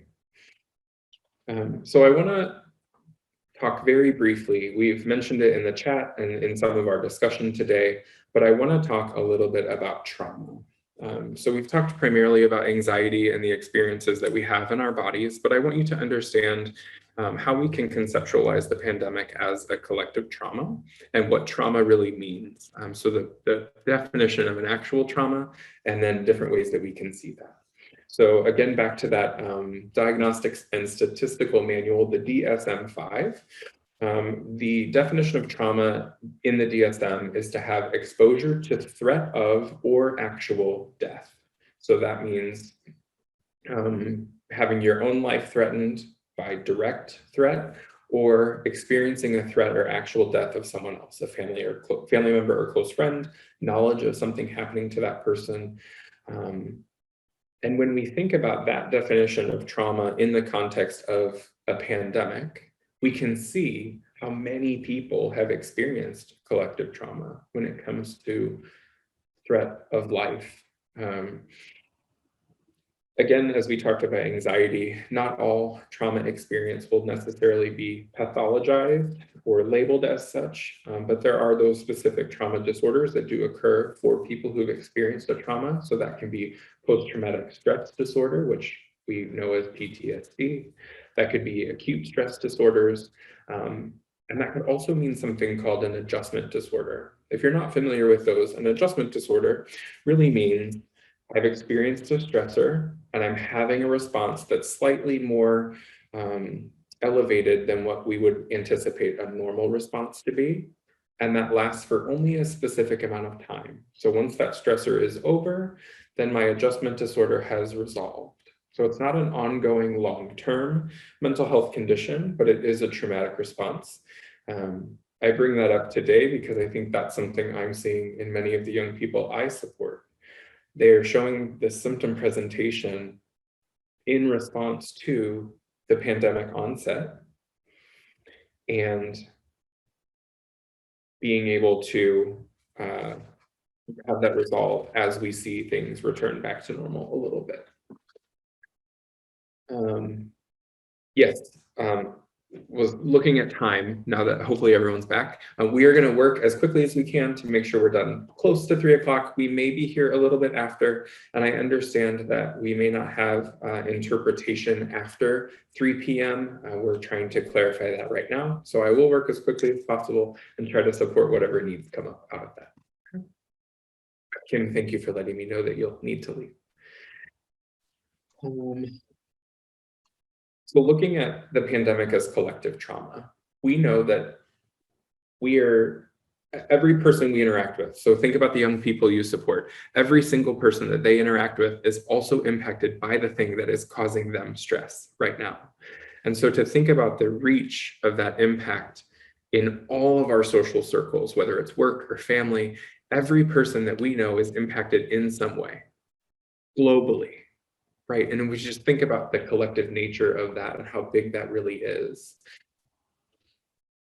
When it comes to that, we are trying to manage our own responses as we try to support others. So that's one thing I want you to take from our talk today is that you're allowed to have your own response. You're allowed to have your own needs. And also, I need you to meet those needs before you can support our young people with the things that they're struggling with, or finding ways to engage them. I'm going to show you one thing at the end that you can modify for the young people, but it's really more for you to take care of yourselves as we go. The reason I brought up adjustment disorder earlier is because it's all about what's more than what we would consider a normative response. So I'm just going to put a question out there that I don't have an answer to, and that question is, what is considered a normative response to a global pandemic? Right? We don't know what that normal response would look like. So I think we have to be really careful not to pathologize people as they're experiencing pandemic stressors right now. I was just informed that we will have interpretation a few minutes after 3 for folks that need that. So we'll continue to work with it. Okay, so what I want to teach you now is just really common trauma responses. Some of these words will look familiar. I'll remind you, our anxiety section was about cognitive responses, emotional responses, physiological responses, and behavioral responses. So when it comes to trauma experience, we also have physical, cognitive, emotional, and social responses. So we can see the similarities of that. Complex PTSD absolutely is so impactful, can include all of these things and many more issues. Complex trauma goes into any number of things. I didn't include information here about adverse childhood experiences, but we know that folks who have had prolonged or complex exposure to trauma, really need support and mental health care, but also need understanding from the people around them. So thank you for bringing that up, Megan. So some of the things we might experience: physical responses to trauma, inability to form words, the same physiological sensations we talked about earlier in different situations. Cognitive symptoms of trauma could be memory loss, or again, that sort of dissociation of not really being connected to our world in that way. Could impact sleep, difficulty with concentration, confusion. Emotionally, some folks can be very reactive. Some folks can experience hypoarousal and have very numb emotions. You can see irritability, you can see disconnection, you can see anger, you can see sadness. There's any number of things that can happen when someone has experienced a trauma. And then the social aspect of trauma, also we see that withdrawal or avoidance. We might see hypersensitivity, both to environment, but also to potentially interactions with other people. Withdrawal from kind of preferred activities, things that feel have traditionally felt good for that person. One key difference between the anxiety we talked about earlier and trauma as a whole is the kind of arousal and reactivity. So people are hyper aroused. They're constantly seeking that, feeling unsafe and needing to feel like they're in a safer place. And just being able to conceptualize anxiety and trauma with the young people that we work with, to understand that our reactions are normal right now. I did a little breakdown for you here, just of some similarities and differences.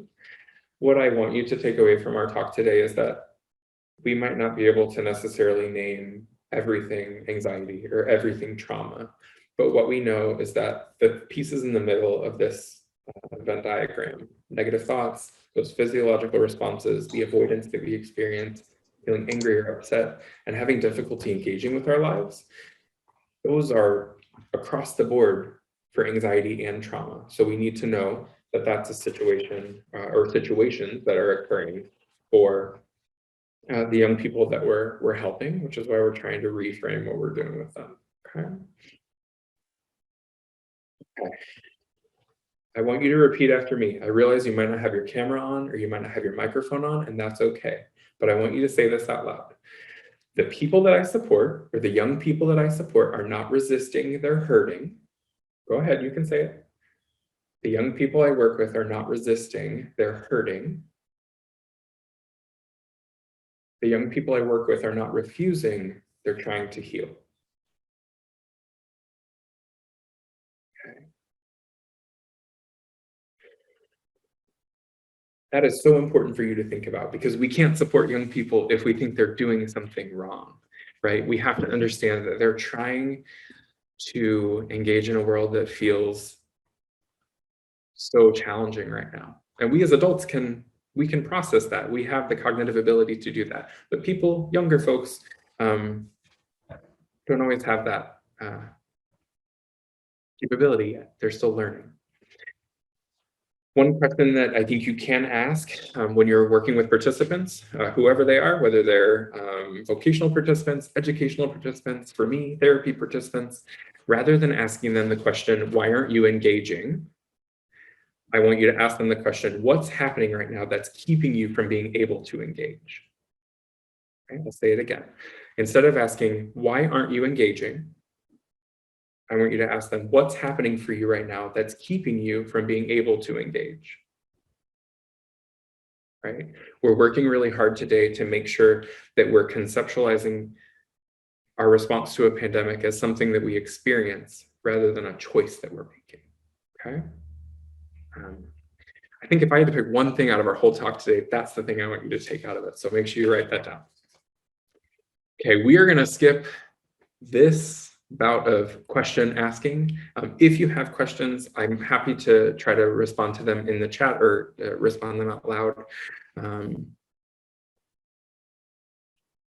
And we're going to move on to skill building. Okay, so we are looking at very specific skills that I want to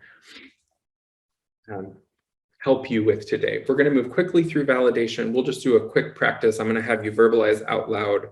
I was asked to repeat. I'm not sure what I was asked to repeat. We are going to work on the thing you said to be important for us to remember. The thing I said to be important is, rather than asking a young person, why aren't you engaging? I want you to ask them, what's happening for you right now that's keeping you from being able to engage? I hope that helps you, Kat.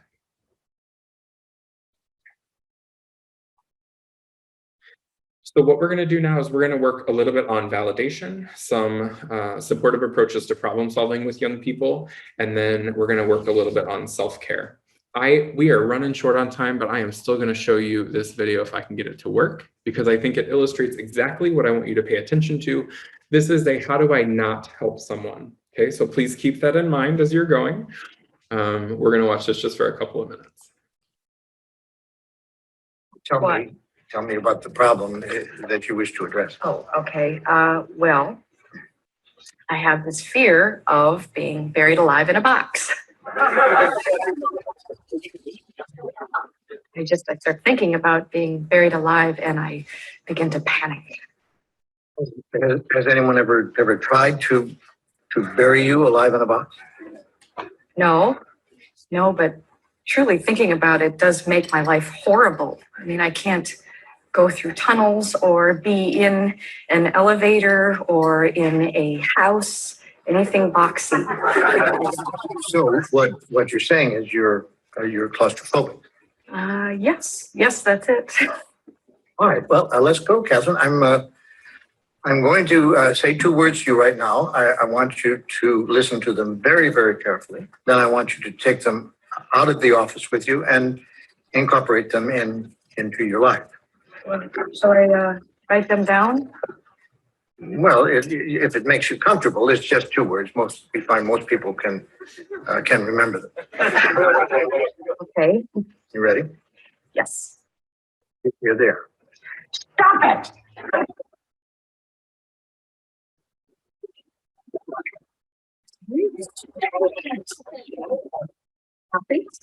Yes, STOP, new word, IT. All right, so that is our reminder of how not to support someone. You could hear in her expression, she might be expressing some fears that seem irrational to him. She's talking about how that's impacting her life. She can't go into a house, she can't go into a store, whatever. One way to not help someone who's experiencing anxiety or mental health concerns is to tell them to stop it, STOP, new word, IT, or to tell them to calm down or get over it, right? So that's not what we're gonna focus on. The first step that I wanna work with you today is, how do we provide validation? I think we throw that word around a lot, but I really want you to think about, what does it mean to validate a person? I'm gonna give you 3 steps for validation so that you have a structure in your mind of what do I need to provide to this participant so that they can have, feel that they're heard, and so that they can understand that their emotional experience can be normalized, right? So the idea of validation is, I'm just trying to normalize someone's experience and help them feel heard. I'm not trying to problem solve anything yet. One thing that validation is not is arguing with irrational thoughts or beliefs. We understand that the young people we work with or the people we support for accessing the community or education, they may have thoughts right now that are not completely rational when it comes to engaging. There's certain fears that are coming up. I'm not asking you to argue with those beliefs at all. All we're going to do is come up with a structure that you can use to say, I hear you and I hear how you feel and I'm here with you. And that's all we have to do with validation. Okay. Part of this, you've worked today, we've done a couple of guided meditations. I've asked you to share about your own impact of COVID on your life. You need to understand your own emotional response as you work to validate someone, right? So if you're having a tough day, if you're feeling angry or anxious yourself, it's really hard to provide validation for someone. So just be attuned to that. So our structure for validation looks like this. We want to connect, we want to name, and we want to normalize. So what that looks like is I want to connect. I'm talking with a young person and they're sharing their experience with me or their concern. And I might say like, wow, it sounds like you feel, I'm going to name an emotion that I hear for them. They might look really angry or they might look really hesitant or resistant, but I'm going to try to name that feeling underneath, right? Wow, I can imagine how scary it would feel to think you're going to get sick at work. I bet a lot of people are feeling that way right now, right? That's an example of how you can connect, name the emotion, and normalize. When it comes to normalizing, being a therapist with young people, we think a lot about self-disclosure, right? So what does it mean if I share a piece of myself with that young person? You can disclose to your participants, you can tell them a little bit about your experience without saying it's yours. Right? So one way to normalize this is to say, I bet there's lots of people that feel that way right now, right? You could be one of those people. You don't have to say like, I felt the same way if that doesn't feel comfortable to you. Validation is all about helping that person feel heard, right? So participant is saying, I can't get over the fact that I have to go to work wearing a mask. Like, I just don't feel safe there, right? It sounds like you feel really worried about what's going to happen. I bet there's lots of other people that work with you that might feel the same way. It's very simple statements. They're not overly complicated, but just to be able to connect with that person, to name how they're feeling or potentially feeling, and then to normalize that is a huge relief for them to feel heard and to know that somebody who's supporting them understands their experience. Okay. I was going to ask if there's anybody who's willing to participate in a role play, but we're going to skip that. So you're off the hook for doing a role play right now with validation.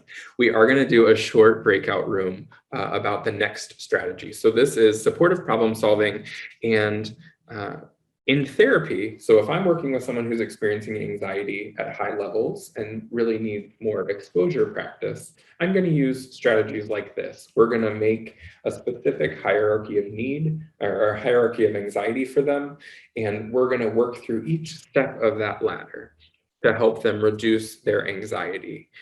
Sometimes that's in the form of a pyramid, sometimes that's in the form of a ladder, sometimes that's in the form of, whatever other expressive form we might take. And so I want to work with you to be able to put this into practice for your program. So you're not going to be doing exposure therapy with someone unless you're a clinician. That's just kind of a requirement. But what you can do is you can create a supportive, structured problem-solving method for them. So I want you to use this specific ladder model. And I have come up with a few different scenarios. We are coming right up at 3 o'clock. So we're going to go a few more minutes just so we can get through the last couple of these. I understand if folks need to hop off, you're welcome to do that, but we will, like I said earlier, have interpretation for just a few more minutes. So we're going to kind of move through this. Okay. So what we're going to do is we're going to take any goal and through this supportive problem solving. I'm just shifting my screen. So at the top, we have give a presentation in class. That goal is broken down into many different steps. Identify a presentation, observe others, practice alone, record and watch myself, present to people I know, present to friends, present in class. Broken down into very specific steps. So what I have come up with is a list of potential situations that we could find young people in. And we're going to try to work through that. We're going to do a breakout room. We're just going to do it for 5 minutes. So I'm not asking you to come up with 10 strategies or 10 steps of that goal, but I just want you to come up with a couple of initial steps that you could use in order to support a young person who's needing your support. So we're developing strategies to take these overall goals to break them down into more manageable steps. I'm going to put them in the chat. Sarah, we're going to go ahead and break out into rooms. We're only going to do that for about 5 minutes, and then we'll come back and we'll process together. Okay. So scenarios are in the chat.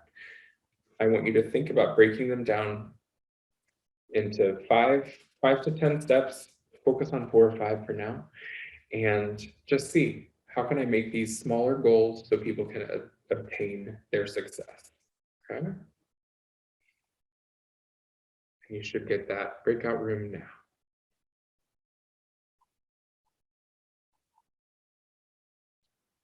Okay.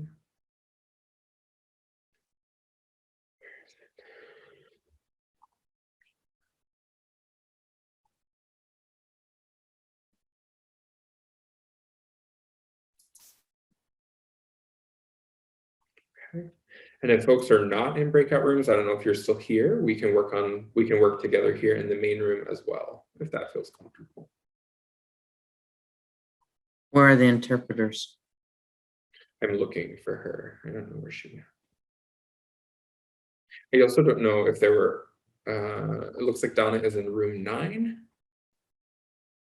Should I bring her back here? I didn't specifically tell them to stay, so there might have been some confusion around that. Let me, I'm gonna bring Donna back here. Is Kim in this room too? Kim had to leave at 3. Okay. Oh, Donna's back. Okay. There's Donna. Thanks for coming back, Donna.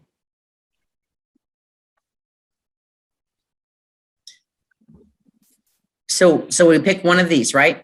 So you can pick one scenario here. Depending on, I don't know who's in this room or wants to participate, but we can pick one that feels most applicable to the work that you might do, or we can make one up. Anyone in here have an idea which one to pick?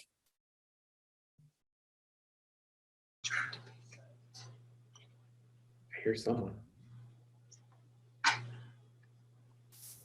I don't know who I hear. Hi, I'm in here too.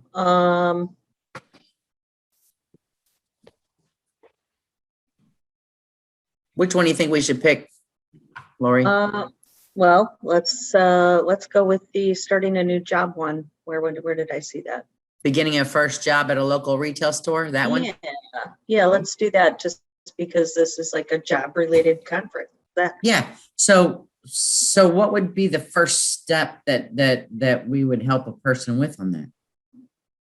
I mean, I know that the career counselors in the one-stops work with people as they're starting new jobs. So what's the first step, the easiest step of that?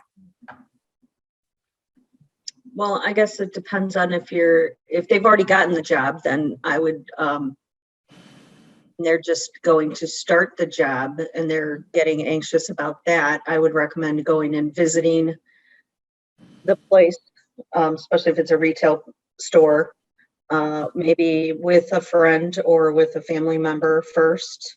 Yeah. And then going on their own before their shift, looking around, getting to know the environment a little bit before they have to be on, so to speak, and start the job. Kind of observe, if they have an opportunity, if they could observe other workers easily, that would be ideal, but not always possible. Well, I think it also would be like, there's other things with starting a job, like also like where they take a break, where they, those kinds of things, right? Right. Look around the neighborhood, see if there Yeah, are yeah. places to go for lunch or go on your break. Right. Or, when you interview, find out, when you accept the job, ask if you can come in and just like see where the break room is before you start that day, whatever, something like that. Yes. What you're Can really Can I Yeah, interrupt? go ahead. Yeah. Please. For me, I agree with you, but for me, I like to talk with the individual to see where they're at. Just trying to figure out what they're anxious about or what they're worried about, so that we can kind of deflate those bubbles as they come up. So even before going out and visiting the employment setting, just kind of helping them understand what to expect and what kinds of things that they need to be looking for. I find that to be super helpful. Mm-hmm. And that would be before that, right? Yeah. Right. Absolutely. So I'm gonna rephrase what you're saying. What you're saying is, if I have a young person who's in front of me and is presenting with a certain amount of anxiety, what I want to do is I want to learn, what are they worried about? And then I want to reduce the uncertainty. So I want to make a ladder or a pyramid that helps reduce as much uncertainty as I can, because the less uncertainty there is, the more engaged that young person will be. Right? Absolutely. And I'm not asking you to do therapy with them about their thoughts and feelings and all of that related to that. You're the one who's like on the ground with them, like, hey, what can we do at this job that helps you know what to expect, right? Back to the very beginning, we know that this pandemic has created so much lack of familiarity for us. So if we're asking somebody to go do something new, or to go to a new place, or to go back to school, I've had so many kids, you've gone to the same school for 3 years, but you're really worried about what's it going to be like when I'm back there now. And so I need to call that school counselor and say, hey, this kiddo needs to come in and walk through the building with you wearing a mask, because that's what they need to know what it's going to feel like. Right. And so the more you can help people, again, it's identify the uncertainties and then make small step goals to help them get there. They're going to feel more supported, and you're going to be getting outcomes from them of like, hey, they're engaging in their job, they're engaging in school, they're doing what they need to do. Okay. One thing that I want to reiterate with that is that every small step of that is a success. So it's not only success if we get to the end. Every step that we take requires reward. And so that's another piece of our our collaborative problem solving with them, is adjust those steps if needed, and then reward them, whether that's them doing something for themselves or with you or with anyone else. Okay. We're going to do one other thing and then we're wrapping up for the day. So this will be maybe 3 minutes. We talked a little bit earlier about like, how do we take care of ourselves? Part of this is you can't take care of the young people you support or the adults that you support if you're not taking care of yourself. What you can do is understand your own self-care as stress management in order to help support them. So you know what works for you. Can you share that with them? When we work with young people, they need to know that, oh, the adult people in my life don't always have it together. It's not always easy for them. They need to understand that we also struggle. Right? And so for me to be able to say like, yeah, I was feeling really stressed and I had a really hard time sleeping last week because I had a lot going on. And what I did was I made sure I stuck to my bedtime routine. Right? That doesn't mean I always have it together. That means I'm going to make adjustments when I need to and take care of myself.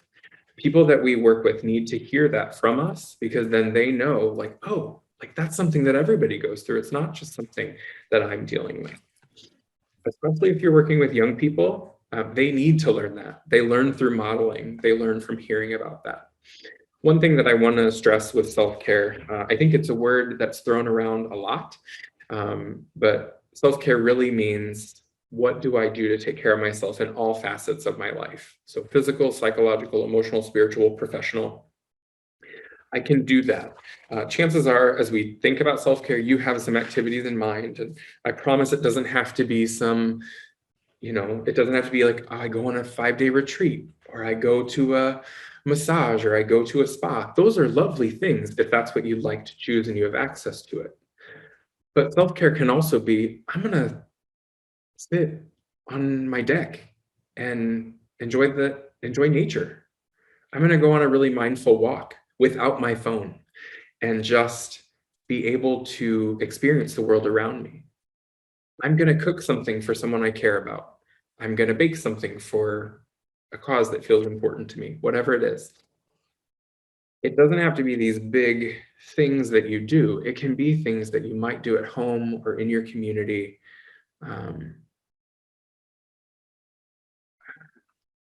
For that. There is an assessment. There's a link at the end. I'm going to put the link in the chat as well. And there are some resources here. I'm going to put a couple of notes in the chat.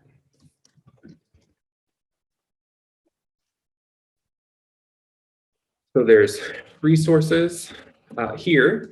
If you know someone who is struggling with more significant mental health concerns,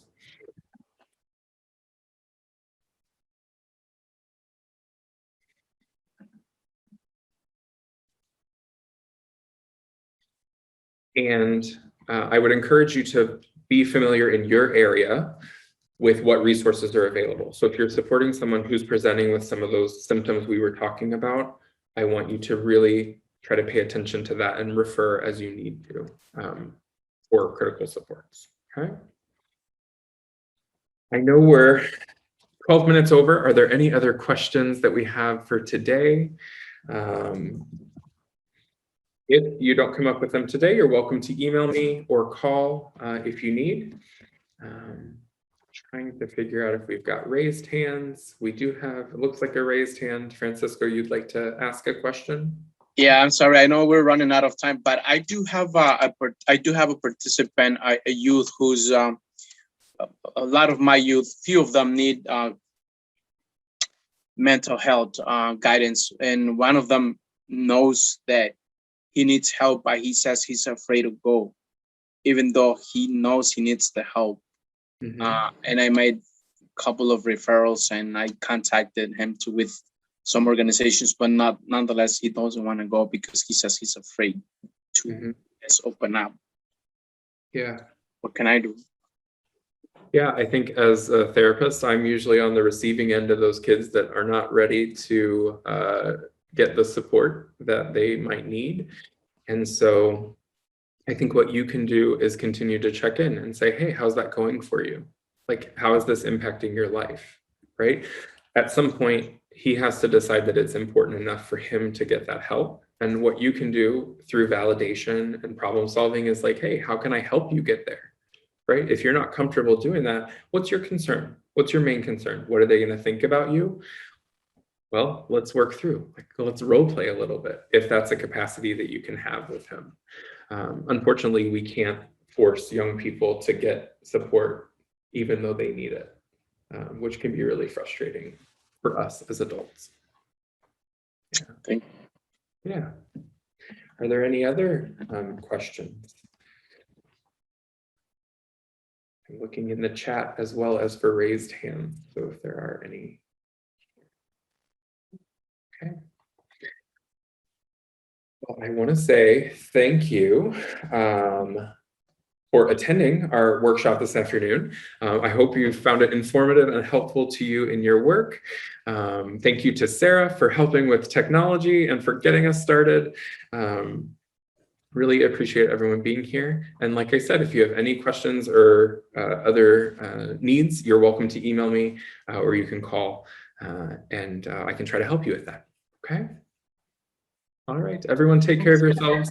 Enjoy your afternoon. Thank you, Zach. Thank you, everyone, for attending.